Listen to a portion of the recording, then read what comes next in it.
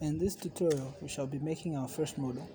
It's a very simple design that should get us familiarized with certain commands that we'll be encountering from time to time.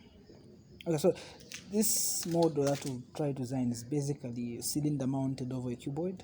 The dimensions are quite clear from the figure. So let's get started.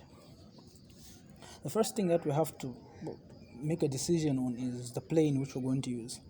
Now, since we're only designing one model, the decision that we make is quite arbitrary. We can choose whichever plane that you want to. And one thing I probably should have mentioned in our first video was the dimensions as we use. Alright, so right hand corner, locate a part named written mmgs. It's a drop out button. It gives us more options with the kind of parameters that we'll use. But for this video and for future videos, we're going to be using the solid 2020 default options, which are the millimeters, the grams, and the seconds. Unless something else happens, or unless we have a specific question that's been given in other parameters. Alright, so for simplicity, we're going to use the front plane. We select it, right click on it, and select the normal to option. First thing we want to try to do is to create our base. So we go in the sketch command and select the line. Alright, so we start with our line. We draw our line, can be any dimension for now. After the line ends, at the end of one line, draw another one. It's just basically a square base. Another line ends. Now, one thing you should be able to notice is that when a line is drawn, so SOLIDWORKS does automatically show us the dimensions and the angle relative to the plane. In this case, what we want is our square base to be at right angles, so basically the line should be vertical and horizontal. Alright, so on the same feature, we go in the smart dimensions. What we're trying to do is to dimension the line, not a point like that. So we just click on the line, highlight the line. Now, for those familiar that have done engineering drawing before, they should be able to have seen this many times. Alright, so what we do is just give our part a dimension, which in this case is 8.7 centimeters. Alright, we just click enter. Probably my PC just being slow. What should be a problem? Alright, let's just give it a minute. Alright, I didn't click the OK button. So we click OK, and then we dimension the horizontal line. We should give it also the 8.7 centimeters, pressing enter again. Now, one thing you should be able to notice is parallel lines, in this case, in our parallelogram, should have the same dimension. So there's no point in dimensioning two parallel lines. You just have to dimension one horizontal and one vertical line, and we're done. We go on the features, and in this case, we go with the extruded brush base. What this command does is that it creates our solid feature. In this case, our width is 8.7 centimeters because it's a cuboid. The dimensions are all the same. And then we just click OK. Now, one thing we probably should have done just after the word go is to specify the material that we're going to use. So on the design tree, select on the material and edit the material. We are supposed to edit our material. Now, what SOLIDWORKS does is that it gives us a wide variety of materials, a lot of materials, basically almost each and every single material. We've got ceramics, we've got metals, we've got non-metals, we've got alloys and stuff like that. Alright, so we can choose from any of these materials based on specifications of the question and stuff like that. We might come across questions that will tell us specifically the type of material that they want us to design. Alright, but in this case, I just went for a steel alloy, AISO 1020. We're just supposed to select it, apply. Now, one thing you notice is that it does change on the design tree to AISO 1020, and we close it. Alright, so the next thing we should be able to try to do is to design a cylinder which has got a circular base.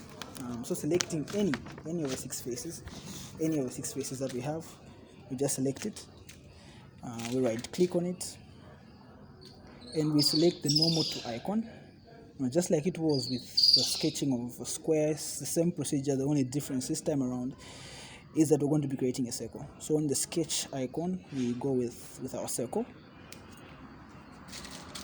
All right, so once we click our circle icon, now in this case, just by observing, we should be able to find the center of our cuboid.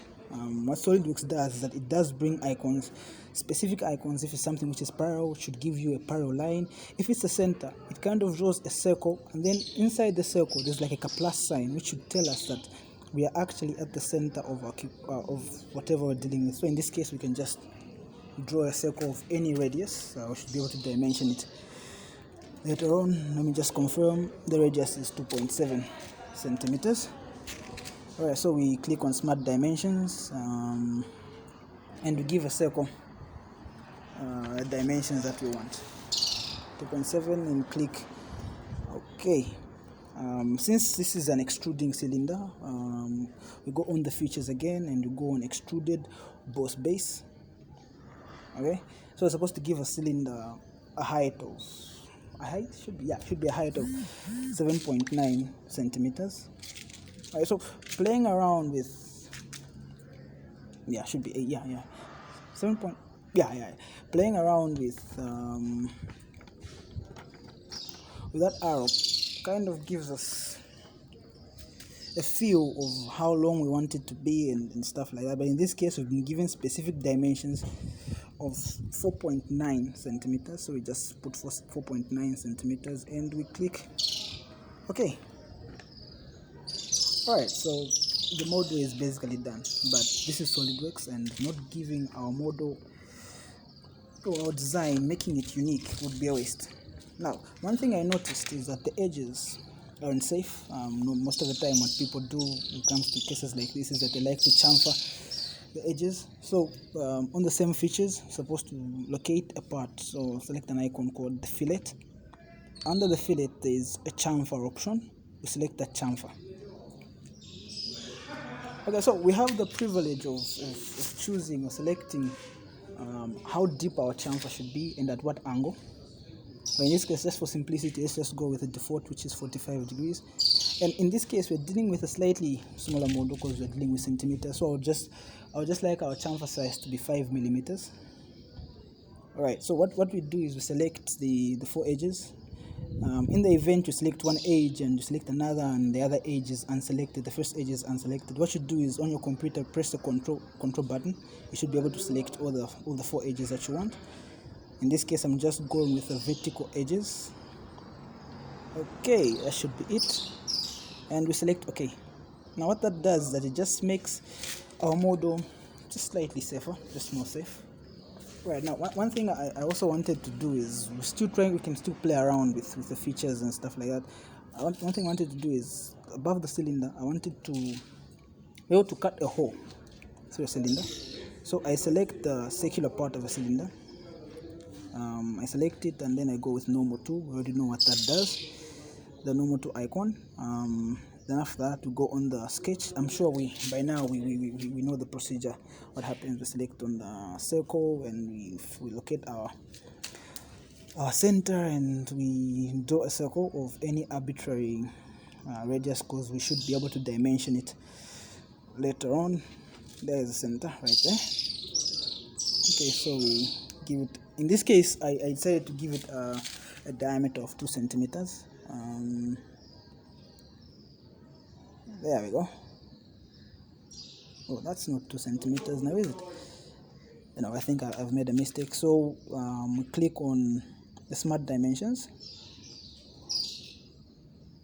We click on Smart Dimensions. We click on the circle, and we did give the circle a radius of 4 centimeters. We needed it to have a radius of 2 centimeters. So we click 2 centimeters and we click OK. There we go. But since in this case, what we're trying to do is to cut a hole, we go on the Extruded Cut option. Right, and that should give us a feel of how deep our hole should be. Right, so for me personally, I didn't want the hole to be a through and through. I didn't give it any specific depth. I was just like, alright, as long as it's not a through and through hole, it should be okay. Anything shy of that, anything shy of a through and through hole should be alright, and that looks okay. And we're done. Right, as you can see, we have a whole inside of our model. And the last thing I wanted to do was to give our model a color, okay, to truly make it unique. On our graphics area, we should be able to see something like an edit appearance. All right, so we select on the edit appearance right there, select the edit appearance, and it should be able to give us a wide range of, should be able to give us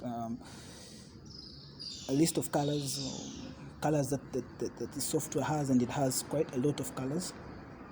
All right, so there they are. You choose any color that you feel look best with this model. You can go with blue. I think blue is just a bit too dark. You can go with black, whichever color that you want. I think this one works for me. Does it? It's a bit too bright, but yeah, it is okay. There we go. I think that should be done. What we get to do now is just click OK. Now, we save. One thing we've learned quite a lot in this video. We've learned how to create lines, how to create circles, to extrude, to cut, and to chamfer, and to color our model. The other thing that we have to do is just basically save it. We can save it whatever name that you want. In this case, it's the SOLIDWORKS 2020 Design 1.